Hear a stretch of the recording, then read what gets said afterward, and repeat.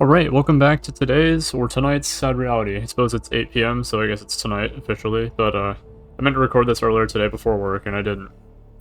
Now, the reason for that, ultimately, was because I feel like I wanted to give this a bit more time, this video to, like, marinate, to think about it, and really to make something from this. But so this game is Idle Wizard. This is probably one of my top 10 games for the past year or so, probably the past few years. In fact, it's been a joke among my friends that I play this way too often, to the point that I've actually convinced a few of them to play it, and they see the appeal to it. Now, they're not nearly as far as I am within this game, as this game is kind of insane as far as, like, the depth to it. But I'm going to do my best to explain just a few mechanics within it, and you'll see where the story is going to go from here. So, I'm going to keep it as simple as possible. In this game, there's 3 types of spells. There's Evocation, Incantation, and Summoning. Or I'm going to say 3 main types of spells. Because there's, like, subsets where, like, there's, like, Augment spells and Persistent spells, and all sorts of, like, I'm going to call it, variations that play within the game. But, for the sake of this, Evocation, Incantation, and Summoning. Now, what's interesting is, so, Evocation, typically, it's, like, something that's an instant effect, instant cast, and it doesn't, like, really change much. It's just like, okay, hey, you're casting this many magic missiles at once, and you're gaining mana from it. Now, mana being the main source, or the main, like, this is your amount of wealth or currency in the game, I don't know. It's, like, not a typical idle game, but that's the way I'm going to explain it. So this is, like, your big boy, your end goal. And Adventure Capitalist, this would be the amount of money you have, you know. So, and, like, I guess for the Adventure Capitalist comparison, oh, there's a bat. So that's your golden cookie from Cookie Clicker. And now, for Adventure Capitalist, your mana gems are like your lemonade stands, your Nexi are like your oil rigs, right? So, very simplistic. Now, the game has got so much more depth to it, but I'm going to explain this in the same way that, you know, someone else, like anyone could understand, right? It's just an idle game, right? One of my favorites, but there's a lot of depth and complexity. Like, right now, I'm just stacking spells. If I could do this, I could stack void entities, which there's all these other statistics to look at, and, like, this is typically tied to the amount of EXP your character has, and if you have Ascension forms, which I do, you have 2 types of EXP. So, like, there's Archon XP, which is your main class, and then Ascension form, which is Defiance, that has its own set as well, right? But this is all kind of boring, and this is not really the story that I want to tell tonight, right? Tonight I want to talk about teachers or teaching, and then just this idea that it's really hard to find someone great, and then not just find someone great, but then listen to them, you know? I'm also going to try to play the game at the same time, but it's an idle game, so, like, I can kind of chill out and talk about this. So at work, we've been training new people. And I've talked about this in the past few videos, but we've been training new people, right? And it's one thing to just train someone, it's another thing for them to actually absorb the information and execute on it, right? Something that bothers me to no end, to no end whatsoever, is managers that say, hey guys, we should not do this way, we should do it this way, and then tell me about it when I'm doing it the right way, and then don't take the time to correct the people that need the correction. Like, that doesn't really fix anything. It's just like, okay, we need to put sensors on the clothes. Okay. You being the manager, you probably know who's putting the sensors on the clothes and who's not doing it, or who's not doing it correctly. Let's tell those people, you know? Now, I'm in a position where I can train people, and I have been doing that to some extent, but that's not really what I'm supposed to be doing. I'm supposed to be keeping the front end, anyways, sort of locked down while they're doing the training, like the bigger things, keeping the newer people going, and just, like, making sure everything's flowing smoothly outside just the bare bones logistics and, like, the meat and gravy of the store, if you will. So it's not really my place to speak to that, but I do when I'm able to, and I think people have liked that to some degree, but I also can't really say anything because it's my perspective being an outsider to what they truly know and what they truly understand or appreciate. But I'm going to try to explain some depth to this. Now, this video idea kind of came, or this story, I guess, came from an idea that I had, so staring at pictures on my wall, funny enough. There's 4 pictures right above me right now, if you can imagine that. Now, you just see a screen here with a cursor, and occasionally some numbers moving down there. Maybe I'll boot this up, change my set for this, that way I'm gaining spell shards or whatever. This character has a thing where he basically, if I use this, which is think of it like in D&D you have spell slots, where I'm using like 8 million spell slots to cast this, and their goal is to use as many spell slots as possible, because the more of those I use, it seems like you're being wasteful, and I am, but you want to do that because this character scales with that for some reason. But to get back to this, there's 4 pictures on my wall up in front of me, or I guess 4 actual pictures, 4 framed pictures, 4 not sticky notes up in front of me, you know? And all 4 of them are band pictures. I was a band kid, I played trumpet, loved trumpet. I wasn't like the best at it, but I definitely just liked music in general. In fact, I'd go home, I wouldn't really play the music we were supposed to be learning. I'd play Undertale tunes, because nerd here, if that's not super obvious at this point. But there's 4 pictures there. Now, all of them have, or 2 of them are from one year, 2 of them are from another year. They're both from a music festival. It was, I don't know if I can say this. Screw it.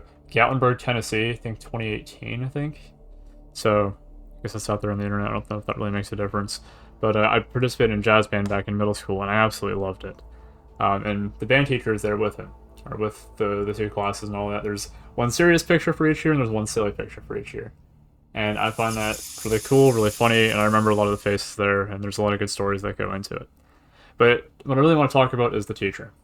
He was a really good teacher, and I think I'm thinking of the right person. If I wasn't, that would be really cringe, because what I'm talking about is about to be really depressing, but I'm pretty sure he's no longer with us.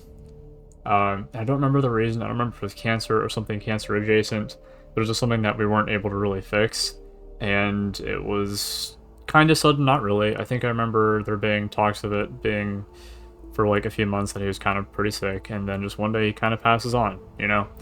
And the reason I remember this was because this was back in October, when I wasn't really in the greatest of graces with my parents, and I probably will never be after all that, and quite frankly, I'm not sure I care about being in the greatest of graces with them after everything that happened, but that's not the point of the story either. So, his funeral went by with all that, and my mom was like, hey, do you want to come to this? And I was like, not really, because I kind of felt like shit back during all that, and, you know, I don't really swear too much in my videos or any of this, but I just felt like garbage, you know?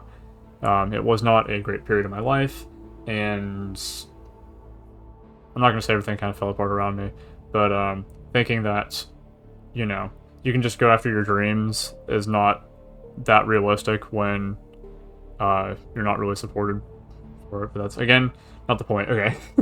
So, I didn't go to that, and not that I regret not going to his funeral or any of that, but I just want to talk about a few stories with him that I thought were kind of interesting. So, I had gotten braces prior to going to, it was I think like an all-state competition, or like all-county or all-district. I think it was all-districts. I don't think I ever made it all-state. I should know this. I don't think I ever made it all-state. So I'm, again, not that great of a trumpet player, just good enough to try out for all-county, all-district. I think I made it 1 or 2 of the years. But I got braces right before one of them, and I'm pretty sure in the placement for it, like the list, I got dead last that year, that I got braces like a week before it. But I could not play my trumpet to save my life. If you have braces and you've ever played trumpet or a brass instrument, you probably 100,000,000% know what I'm talking about. It sucks when you're getting used to it. You can kind of do it with braces once you get the gist of it, but it's just not a fun experience, especially if you put a lot of pressure in your mouth. You're not supposed to do that, but your braces would kind of get stuck to your lips and like press anew, and it's like having like metal shooting through your lips. It's just not a fun experience. But the teacher, he goes and he calls me before this, because I was kind of having like a bit of a breakdown. I was just like, hey, you don't want to go, you don't have to do this. Now, at the time, kind of the expectation was everyone's got to try out for these things, and really, I didn't care so much about that. I just wanted to do well because he wanted us to do well, and, you know, but the fact that he was willing to call one of the students with all that, I thought it was really nice, you know? And I'm pretty sure my mom had something to do with all of it, because she knows everyone under the sun, and that's just the way that stuff goes. So it's not really, I didn't really have a say in it. He was there for it, and I thought that was really neat, you know? And it feels like everyone had some story for that, and he was a really appreciated teacher that's sadly no longer with us, and I don't know how the band program is doing back in middle school now, but I'm not sure it'll ever be the same without him, you know?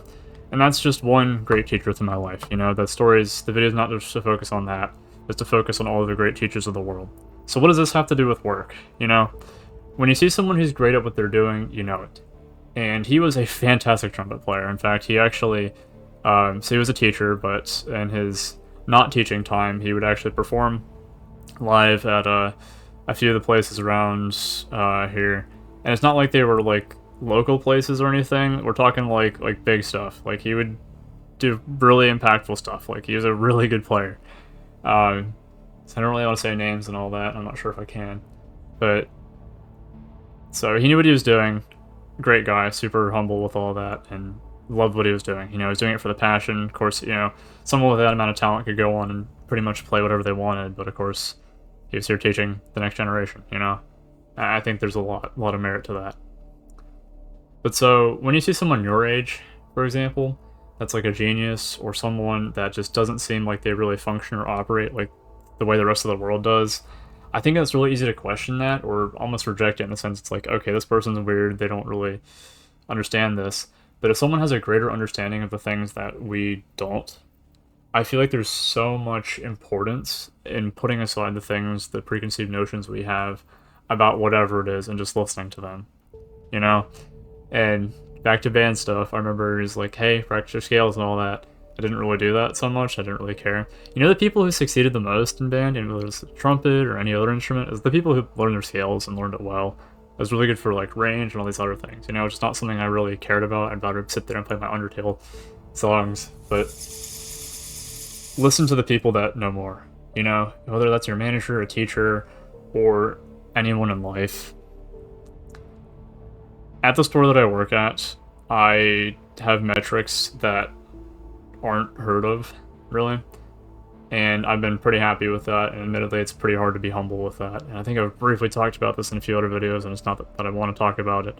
But what I do talk about is the people that I learn from, and then I hope people learn from me, because I genuinely want to see someone that's able to outperform me with that, because again, I love retail, I don't want to be here forever, and I think it'd be cool to teach someone else that could do the store as well as I can in those areas. But when we're selling commission sales, right? The idea is make it a matter of convenience. You know, there's a lot of those things that was like, hey, this is fully online. You get your money back with this, and it's like this is a good idea for you. You know, kind of we're just pitching them on the idea, and then for closing the sale, it's like, hey, it's an extra $6 on top of this, but it's something that kind of the ideas you're teaching them or trying to tell them it's something you don't really want to live without. You know, it's like, hey, you'd be getting back $60. You could be saving $80 instead of paying another $50 for this pair of gloves. Well, pay $9 up front, and you get the $50 back on an e-gift card whenever they're completely destroyed, and you know you just need a new pair. That's kind of the point of it. So it covers natural wear and tear, and then if anything crazy happens, supernatural, ghosts, radioactive explosions. I'm kind of joking. But literally any state they're in, as long as you have proof that you do have them, it's not like they're lost. It's like money back, so a lot of people do buy into that. And of course, never trust insurance companies ever. But, you know, it's like a really good idea in theory. And it is working with an insurance company, by the way, and everyone says that if they've ever been a part of that system, never do it again because the insurance company sucks. So the irony is, as a store, we end up paying out more just taking care of customers because the insurance company doesn't want to do their part of it because it's a partnership. But I digress. So what I learned from my boss and all of that is he's like, hey, make it a matter of convenience, and I did when I started pitching that to people. And I didn't start off being the best. I slowly became the best with that because I was able to take in so much from the people around me. The parts that work, the parts that don't. And the people that stagnate the most, I've noticed, just do the same thing over and over again. You know, there has to be some capacity to read people, to understand what they want, or take things at a pace that they're familiar with, and I feel like that sells the best, you know? Now, that's sales, right? What does that have to do with teaching people? Well, if you're teaching someone, you have to sell them that what you know is really important and they should do something with this information, right? So I think a good teacher knows the students, a good shepherd knows the flock, and not saying to cater to them, but know what they need and deliver to that. Not necessarily what they think they need, but what they actually need, and find a way to explain things or show them in ways that they understand, that maybe you don't even like so much saying or committing to as far as the teaching or explaining or demonstrating goes, but it's something that it'll make them all the better, and that being the end of their goal at the end of the day, you know? Whether it's a customer, whether it's someone new that you're teaching something to, I really think there's something to be learned from all that. That's why, obviously, I didn't want to record this video too early in the day, because I feel like it's a more serious topic, talking about death very briefly and the great people in our lives. Now, there are other people that I could talk about, and there's plenty of examples of bad teachers, you know?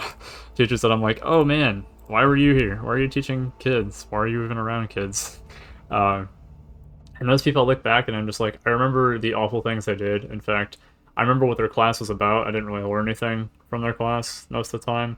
Ironically, today, I actually saw one of my teachers from high school, I want to say. I helped her and I was like, hey, I know I recognized you before you even put your phone number in for your rewards account because I just remember your face. And I was like, you remember me and Nathan? Oh, we were troublemakers in that class. And that was just because we'd finished our work and instead of like letting us like chill, she would just give us more work. So we just started screwing with her because she was always looking at our screens. It was like this big uh, I would say 1984, but she would say there's gosh, what was it called? On her screen, she could see every single student's screen basically, and then like force them out of applications and stuff. It was literally the worst thing ever because I just wanted to sit there and mess around with like physics simulators or whatever, which I think can be taken in a somewhat academic way, but really it was just an internet game, and I was doing that, and one of my other friends was he would always just put up dumb images on his screen because he knew she was looking at his screen. So he was really playing the meta game. He knew what he was doing more than I did. I was just there to play games. He was there to play the game outside the game. And obviously we didn't really learn anything from those teachers other than just, oh hey, for as far as kids go, we were idiots. But it was fun. And there was life to be learned, you know? So whether or not you actually learn something from teachers or the people around you, I guess there's always something to be gotten from it, and you realize, oh hey, you don't like this teaching style, or you don't like this subject, or anything else. But I definitely think the best teachers, honestly, they could teach you anything. They're probably more apt to teach you something they understand. But there's a lot to be learned from people at the end of the day.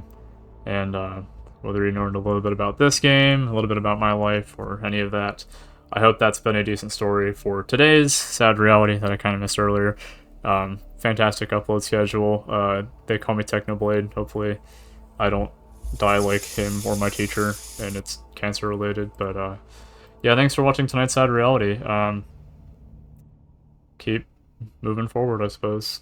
Have a good rest of your night. Thanks for watching.